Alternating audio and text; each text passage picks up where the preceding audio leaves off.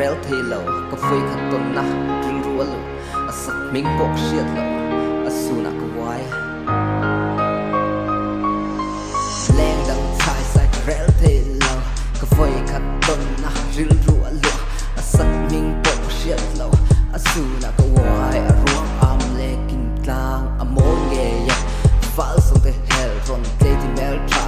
fa se ka tak kam mangai na her to ka mo leng dun ni mel bu takin ton takin ka pi do sak ilu so nge ya fal tin lu ata mit ka ani sak mel moy na ka kia na om pot chuan eng dang ve ngai to lom fa thai ra la ngai ma se ka hua me ka hua nge ya o te ti mel tra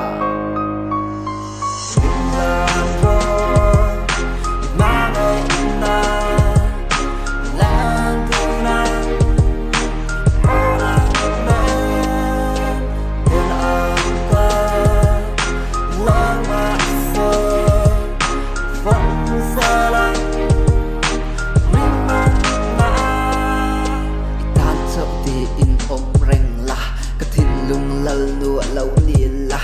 lim tu nang o helia dam lai bar tan tu nin for now mal chuara soi tu ni la soi lâu ten am full ring la sur sa tau ta yin hun le ni de chia tu nin in la o rin om na leng dang si ra no ni la pira ram kan kai thleng